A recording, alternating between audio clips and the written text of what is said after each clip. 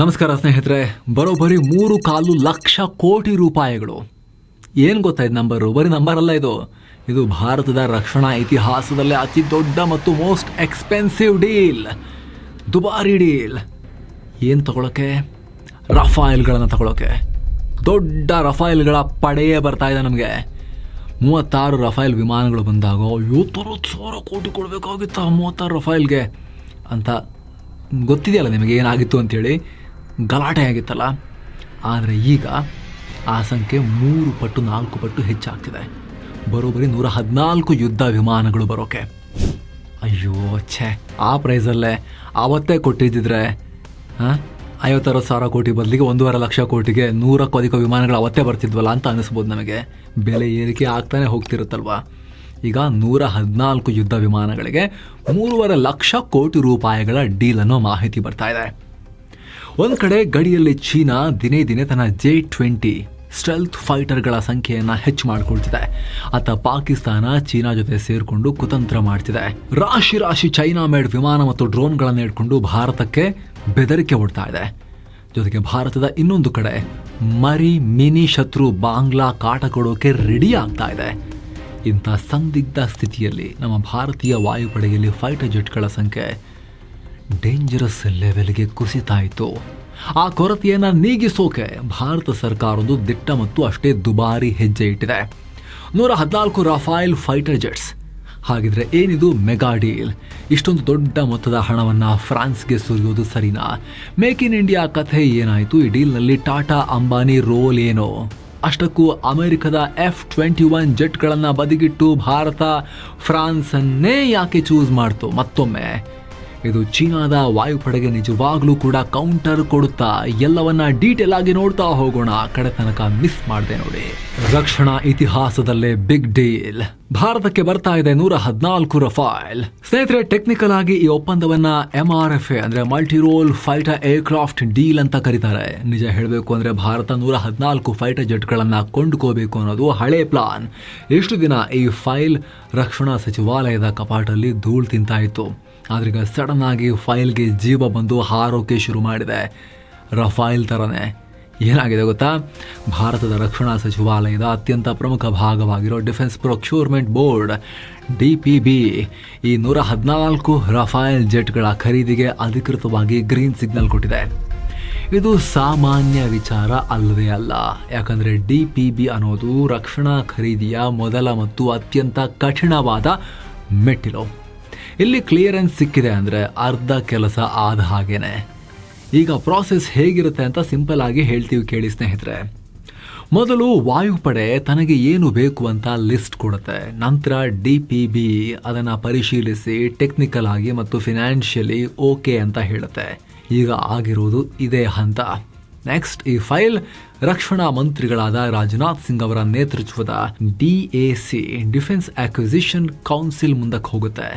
ಅಲ್ಲಿದಕ್ಕೆ ರಾಜಕೀಯ ಒಪ್ಪಿಗೆ ಸಿಗುತ್ತೆ. ಅಂತಿಮವಾಗಿ ಪ್ರಧಾನಮಂತ್ರಿಗಳ ನೇತೃತ್ವದ CCS cabinet committee on security ಇದಕ್ಕೆ ಸೈನ್ ಹಾಕುತ್ತೆ. ಆಗ ಹಣ ರಿಲೀಸ್ ಆಗುತ್ತೆ.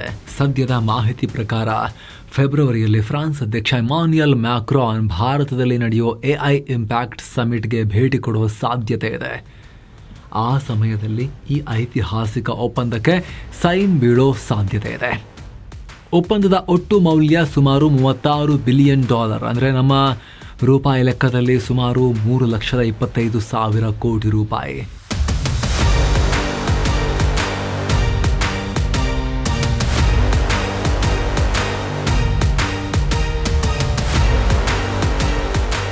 ಎಲ್ಲ ಸರಿ, ಆದರೆ ನಮಗೆ ಯಾಕೆ ಬೇಕು ಇಷ್ಟೊಂದು ವಿಮಾನಗಳು? All of A sudden urgency ಏನು? ನಮ್ಮ ಹತ್ರ ತೇಜಸ್ ಇದೆಯಲ್ಲ, ಸುಖೋಯ್ ಇದೆಯಲ್ಲ ಅಂತ ನೀವು ಕೇಳ್ಬೋದು. ಇಲ್ಲಿರೋದು ಒಂದು ಸೀರಿಯಸ್ ಆಗಿರೋ ಸಂಖ್ಯೆಗಳ ಸಮಸ್ಯೆ. ಭಾರತದ ಭೌಗೋಳಿಕ ಸ್ಥಿತಿ ಹೇಗಿದೆ ಅಂದರೆ ನಾವು 2 ಕಡೆ ಶತ್ರುಗಳನ್ನು ಹೊಂದಿದ್ದೇವೆ. ಒಂದು ಕಡೆ ಚೀನಾ, ಇನ್ನೊಂದು ಕಡೆ ಪಾಕಿಸ್ತಾನ. ಬಾಂಗ್ಲಾ ಕೂಡ 3ನೇ ಕಡೆ ನಾನಿದ್ದೀನಿ ಅಂತ ಬರ್ತಾ ಇದೆ. ಒಂದು ವೇಳೆ ಯುದ್ಧ ಆದರೆ ಎಲ್ಲ ಕಡೆಯಿಂದಲೂ ಬರೋ ದಾಳಿಯನ್ನು ತಡೆಯೋಕೆ ರೆಡಿ ಆಗಬೇಕು. ಹಾಗೆ ಹೊಸ ಶತ್ರು ಬಾಂಗ್ಲಾನು ಸೇರಿಕೊಂಡ್ರೆ ಅವ್ರನ್ನ ನ್ಯೂಟ್ರಲೈಸ್ ಮಾಡಬೇಕಲ್ವಾ?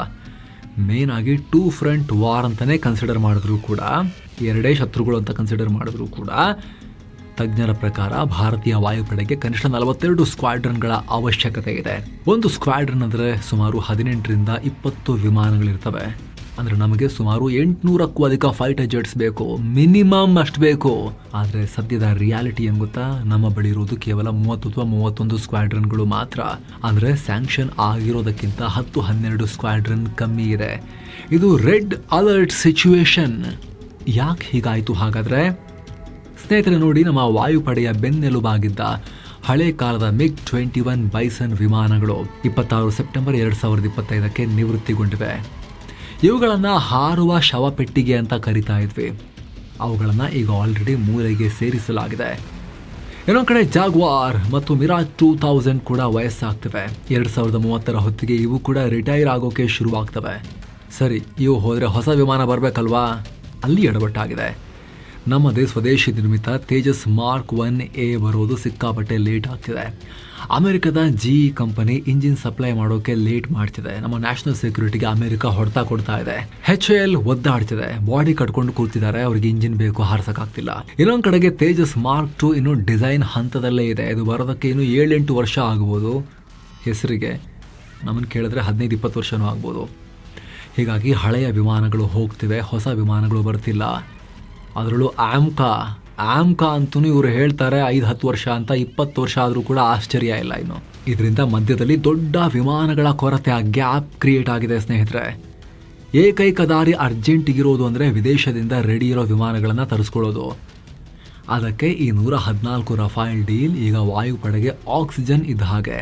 ವಾಯುಪಡೆ ಮುಖ್ಯಸ್ಥ AP ಸಿಂಗ್ ಅವರೇ ಹಲವು ಬಾರಿ ಕಳವಳ ವ್ಯಕ್ತಪಡಿಸಿದ್ದಾರೆ. ಅರ್ಜೆಂಟ್ ಆಗಬೇಕು ಅಂತ ಕೇಳ್ತಿದ್ದಾರೆ. ಅಮೆರಿಕ ಬೇಡ, ಫ್ರಾನ್ಸೇ ಬೇಕು. ಇಲ್ಲಿ ಇನ್ನೊಂದು ಇಂಟ್ರೆಸ್ಟಿಂಗ್ ಮತ್ತು ಅಷ್ಟೇ ಮಹತ್ವದ ಜಿಯೋಪೊಲಿಟಿಕಲ್ ವಿಚಾರವಿದೆ. ಈ 114 ವಿಮಾನಗಳ ಕಾಂಟ್ರಾಕ್ಟ್ ಪಡೆಯೋಕೆ ಪ್ರಪಂಚದ ದೊಡ್ಡ ದೊಡ್ಡ ರಾಷ್ಟ್ರಗಳು ಕ್ಯೂ ನಿಂತಿದ್ವು.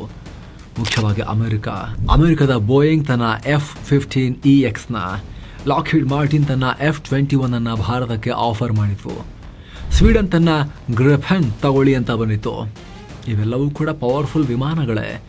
ಆದರೂ ಭಾರತ ಚೂಸ್ ಮಾಡಿರೋದು ಫ್ರಾನ್ಸ್ನ ರಫೇಲನ್ನು. ಯಾಕೊತ್ತಾ? ಇದಕ್ಕೆ 3 ಮುಖ್ಯ ಕಾರಣಗಳಿವೆ. ಮೊದಲನೇದಾಗಿ ನಂಬಿಕೆ, ಟ್ರಸ್ಟ್ ಫ್ಯಾಕ್ಟರ್. ಅಮೆರಿಕದೊಂದಿಗೆ ಬಿಸ್ನೆಸ್ ಮಾಡಿದ್ರೆ ಅದರೊಂದಿಗೆ 106 ಷರತ್ತುಗಳು. ಅದನ್ನು ಎಂಡ್ ಯೂಸರ್ ಮಾನಿಟರಿಂಗ್ ಅಂತ ಕರೀತಾರೆ. ನಮ್ಮ ವಿಮಾನವನ್ನು ಅಲ್ಲಿ ಬಳಸಬೇಡಿ, ಇಲ್ಲಿ ಬಳಸಬೇಡಿ, ಈ ರಾಷ್ಟ್ರದ ವಿರುದ್ಧ ಬೇಡ, ಅದ್ರ ವಿರುದ್ಧ ಬೇಡ ಅಂತ. ಪಾಕಿಸ್ತಾನದ ಮೇಲೆ ಸ್ಫೋಟಕ ಹಾಕುವಾಗ ನಮ್ಮ ಪರ್ಮಿಷನ್ ಕೇಳಬೇಕು ಅಂತ ಹೇಳಿದ್ರು ಆಶ್ಚರ್ಯ ಇಲ್ಲ. ಅಮೆರಿಕನ್ಸ್ ಅವರ ಕಂಟ್ರೋಲ್ ಜಾಸ್ತಿ ಇರುತ್ತೆ. ನಾಳೆ ಏನಾದರೂ ಹೆಚ್ಚು ಕಮ್ಮಿಯಾಗಿ ಅಮೆರಿಕ ಸ್ಯಾಂಕ್ಷನ್ ಹಾಕಿಬಿಟ್ರೆ, ಟ್ರಂಪ್ ತಲೆ ಬೆಳಗ್ಗೆ ಹೇಳಬೇಕಾದ್ರೆ ಮೂಡ್ ಚೇಂಜ್ ಆದರೆ ಸ್ಪೇರ್ ಪಾರ್ಟ್ಸ್ ಸಿಗಲ್ಲ. ಆದರೆ ಫ್ರಾನ್ಸ್ ಹಾಗಿಲ್ಲ. ವಿಮಾನ ತಗೊಂಡು ಹೋಗಿ ನಿಮಗೆ ಇಷ್ಟ ಬಂದ ಹಾಗೆ ಬಳಸಿ ಅನ್ನೋ ಸ್ವಾತಂತ್ರ್ಯ ಕೊಡುತ್ತೆ. ಕಾರ್ಗಿಲ್ ಯುದ್ಧ ಟೈಮ್ನಲ್ಲೂ ಅಮೆರಿಕ ನಮಗೆ GPS ಕೊಡದೆ ಕೈ ಕೊಟ್ಟಿರೋ ಕಹಿ ನೆನಪಿದೆ. ಆದರೆ ಫ್ರಾನ್ಸ್ ನಮ್ಮ ಮಿರಾಜ್ ವಿಮಾನಗಳಿಗೆ ಲೇಸರ್ ಸ್ಫೋಟಕ ಕೊಟ್ಟು ಸಹಾಯ ಮಾಡಿತ್ತು. ಫ್ರಾನ್ಸ್ ಒಂದು ರೀತಿ ನಮ್ಮ ಆಲ್ ವೆದರ್ ಫ್ರೆಂಡ್. ಟೆಕ್ನಾಲಜಿಯಲ್ಲೂ ಪವರ್, ದುಡ್ಡು ಕಾಸಿನ ವಿಚಾರದಲ್ಲೂ ಪವರ್, ಎಲ್ಲ ರೀತಿಯಲ್ಲೂ ಅಂತ ಒಂದು ಪವರ್ ನಮಗೆ ಬೇಕು, ನಂಬಿಕಸ್ತ ಬೇಕು. ಫ್ರಾನ್ಸ್ ಅಂತ ರಾಷ್ಟ್ರ ನಮಗೆ. ಎರಡನೇದು ಲಾಜಿಸ್ಟಿಕ್ಸ್. ಈಗ ಆಲ್ರೆಡಿ ನಮ್ಮ ಹತ್ರ 36 ರಫೇಲ್ಸ್ ಇವೆ. ನೌಕಾಪಡೆ ಕೂಡ 26 ರಫೇಲ್ M ತಗೊಳ್ತಾ ಇದೆ. ಈಗ ಮತ್ತೆ 114 ರಫೇಲ್ ತಗೊಂಡ್ರೆ ಎಲ್ಲ ವಿಮಾನಗಳಿಗೂ ಒಂದೇ ರೀತಿಯ ಮೇಂಟೆನೆನ್ಸ್, ಒಂದೇ ರೀತಿಯ ಟ್ರೈನಿಂಗ್, ಒಂದೇ ರೀತಿಯ ಪಾರ್ಟ್ಸ್ ಸಾಕಾಗುತ್ತೆ. ಪೈಲಟ್ಗಳಿಗೆ ಟ್ರೈನಿಂಗ್ ಕೊಡೋದು ಈಸಿ ಆಗುತ್ತೆ. ಒಂದು ವೇಳೆ ಬೇರೆ ವಿಮಾನ ತಗೊಂಡಿದ್ರೆ ಅದಕ್ಕೆ ಬೇರೆ ಎಂಜಿನ್, ಬೇರೆ ಮೆಕ್ಯಾನಿಕ್, ಬೇರೆ ಟ್ರೈನಿಂಗ್ ಅಂತ ಖರ್ಚು ಮತ್ತು ತಲೆನೋವು ಡಬಲ್ ಆಗ್ತಾ ಇತ್ತು. ಮೂರನೇದು ಅಣ್ವಸ್ತ್ರ ಸಾಮರ್ಥ್ಯ, ನ್ಯೂಕ್ಲಿಯರ್ ಕೇಪಬಿಲಿಟಿ. ರಫೇಲ್ ವಿಮಾನಗಳು ಅಣ್ವಸ್ತ್ರವನ್ನ ಹೊತ್ತೊಯ್ಯೋ ಸಾಮರ್ಥ್ಯ ಹೊಂದಿವೆ. ಭಾರತದ ಸ್ಟ್ರಾಟಜಿಕ್ ಫೋರ್ಸಸ್ ಕಮಾಂಡ್ಗೆ ಇದು ಹೇಳಿ ಮಾಡಿಸಿರೋ ವಿಮಾನ. ಮಿರಾಜ್ 2000 ನಂತರ ಆ ಜಾಗವನ್ನ ರಫೇಲ್ ತುಂಬುತ್ತೆ. Make in India plan. ಭಾರತದಲ್ಲೇ ತಯಾರಾಗ್ತವೆ 96 ರಫೇಲ್.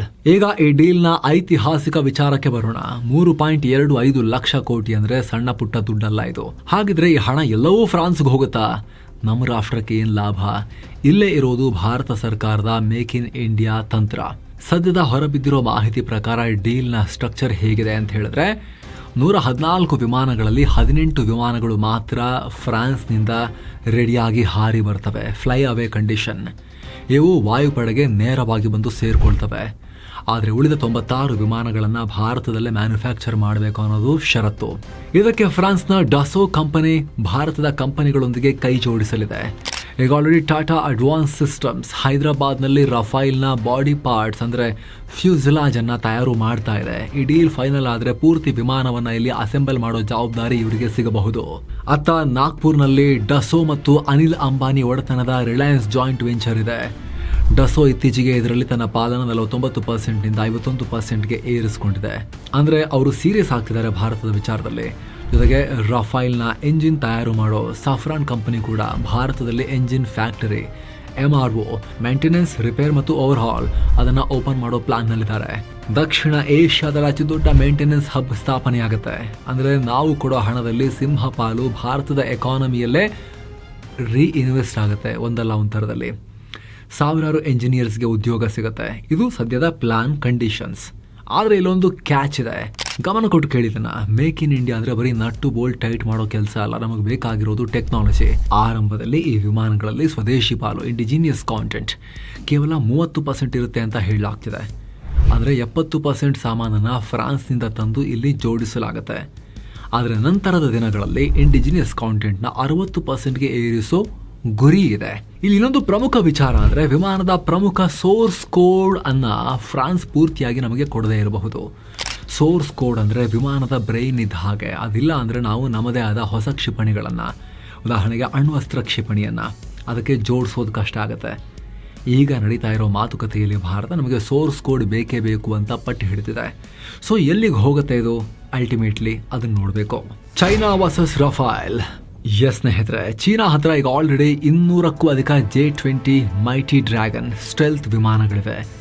ವಿಮಾನಗಳ ಸಂಖ್ಯೆ ಅಂತ ಬಂದಾಗ ಚೀನಾ ನಮಗಿಂತ ಬಹಳ ಮುಂದಿದ್ದಾರೆ. ಒಂದು ಅಂದಾಜಿನ ಪ್ರಕಾರ ಚೀನಾ ಬಳಿ ಸುಮಾರು 1212 ಫೈಟರ್ ಜೆಟ್ಸ್ ಇವೆ. ಭಾರತದ ವಾಯುಪಡೆ ಹತ್ರ ಇರುವುದು ಅರ್ಧ 600 ಫೈಟರ್ ಜೆಟ್ಗಳು. ಅತ್ತ ಪಾಕಿಸ್ತಾನದ ಹತ್ರ ಚೀನಾ ಕೊಟ್ಟಿರೋ J-10C ವಿಮಾನಗಳಿವೆ. ಅಮೆರಿಕದ F-16ಗಳು ಕೂಡ ಒಂದಷ್ಟು ಇಟ್ಕೊಂಡಿದ್ದಾರೆ. ಹಾಗಿದ್ರೆ ಇವರ ಮುಂದೆ ನಮ್ಮ ರಫೈಲ್ ನಿಲ್ಲುತ್ತಾ? ಖಂಡಿತ ನಿಲ್ಲತ್ತೆ, ಅಟ್ಟಾಡಿಸಿ ಹೊಡೆಯುತ್ತೆ. ಯಾಕಂದರೆ ನಾವು ಖರೀದಿ ಮಾಡ್ತಿರೋ ಹೊಸ ಲೇಟೆಸ್ಟ್ ಬ್ಯಾಚಿನ ರಫೈಲ್ಗಳು ಲೇಟೆಸ್ಟ್ ರಫೈಲ್ F4 ವರ್ಷನ್. ಈ 114ರಲ್ಲಿ 90 ಈ F4 ಇರ್ತವೆ. ಉಳಿದ 24 ವಿಮಾನಗಳನ್ನು ಭವಿಷ್ಯದ ಅತ್ಯಾಧುನಿಕ ರಫೈಲ್ F5ಗೆ ಅಪ್ಗ್ರೇಡ್ ಮಾಡೋ ಆಪ್ಷನ್ ಕೂಡ ಇಟ್ಕೊಳ್ಳಲಾಗಿದೆ. F4 ವರ್ಷನ್ನಲ್ಲಿರೋ ಹೊಸ ಟೆಕ್ನಾಲಜಿ ಚೀನಾದ ನಿದ್ದೆಗೆಡಿಸೋದು ಗ್ಯಾರಂಟಿ. ಹಾಗಿದ್ರೆ ಅಂಥದ್ದೇನಿದೆ ಅದರಲ್ಲಿ? ಮೊದಲನೇದಾಗಿ ವಿಮಾನದ ಕಣ್ಣು ಮತ್ತು ಕಿವಿಗೆ ಇನ್ನಷ್ಟು ಬಲ. ಇದರಲ್ಲಿ ಹೊಸದಾಗಿ ಥೇಲ್ಸ್ ಕಾಂಟ್ಯಾಕ್ಟ್ ಸಾಫ್ಟ್ವೇರ್ ರೇಡಿಯೋ ಅಳವಡಿಸಲಾಗಿದೆ. ಇದು ಎಷ್ಟೇ ಜಾಮಿಂಗ್ ಇದ್ರೂ ಕೂಡ ಸ್ಯಾಟಲೈಟ್ ಕಮ್ಯುನಿಕೇಷನ್ ಮೂಲಕ ಡೇಟಾ ಕಳಿಸುತ್ತೆ. ಜೊತೆಗೆ ಇದರ ಸುಧಾರಿತ RBE2 ರೇಡಾರ್ ಈಗ ನೆಲದ ಮೇಲೆ ಚಲಿಸುವ ಟಾರ್ಗೆಟ್ಗಳನ್ನು, ಮೊಬೈಲ್ ಗ್ರೌಂಡ್ ಟಾರ್ಗೆಟ್ಸನ್ನು ಕೂಡ ನಿಖರವಾಗಿ ಪತ್ತೆ ಹಚ್ಚಿ ಹೊಡೆಯುತ್ತೆ. ಹಾಗೆ ನೈಟ್ ವಿಷನ್ ಕೂಡ ಅಪ್ಗ್ರೇಡ್ ಆಗಿದೆ. ಹಾಗೆ ಶಸ್ತ್ರಾಸ್ತ್ರ ರಫೈಲ್ F ವರ್ಷನ್ನಲ್ಲಿ MICA-NG ಕ್ಷಿಪಣಿ ಇದೆ. ಇದು air to air missile, 112 kilometre range ಹೊಂದಿದೆ. ಇದು ಈ ಮಿಕಾ ಕ್ಷಿಪಣಿ ಶತ್ರು ವಿಮಾನಗಳನ್ನು ಮಿಕಾ ಮಾಡಿಬಿಡುತ್ತೆ, ಹುಡುಕಿ ಹೊಡೆಯೋದ್ರಲ್ಲಿ ಎತ್ತಿದ ಕೈ. ಜೊತೆಗೆ ಅಪ್ಗ್ರೇಡೆಡ್ ಸ್ಕ್ಯಾಲ್ಪ್ ಕ್ರೂಸ್ ಮಿಸೈಲ್ ಮತ್ತು AASM ಹ್ಯಾಮರ್ ಬಾಂಬ್ಗಳಿವೆ. ನಾವು ಬಾರ್ಡರ್ ದಾಟೋ ಅವಶ್ಯಕತೆನೇ ಇಲ್ಲ, ಗಡಿಯಲ್ಲಿ ನಿಂತು ಪಾಕಿಸ್ತಾನದ ಮೂಲೆಯನ್ನು ಜಾಲಾಡಿ ಡಮ್ ಅನಿಸ್ಬೋದು. ಅಲ್ಲದೆ ಇದರಲ್ಲಿನ ಮೀಟಿಯೋರ್ ಏರ್ ಟು ಏರ್ ಮಿಸೈಲ್ಗಳ ರೇಂಜ್ 150 ಕಿಲೋಮೀಟರ್ಗಿಂತ ಜಾಸ್ತಿ. ಅಂದರೆ ಚೀನಾ ವಿಮಾನಕ್ಕೆ ನಮ್ಮ ರಫೈಲ್ ಕಣ್ಣಿಗೆ ಕಾಣೋ ಮುಂಚೆನೇ ರಫೈಲ್ ಲಾಂಚ್ ಮಾಡಿದ ಮಿಸೈಲ್ ಹೋಗಿ ಅವರಿಗೆ ಹೊಡೆದಿರುತ್ತೆ.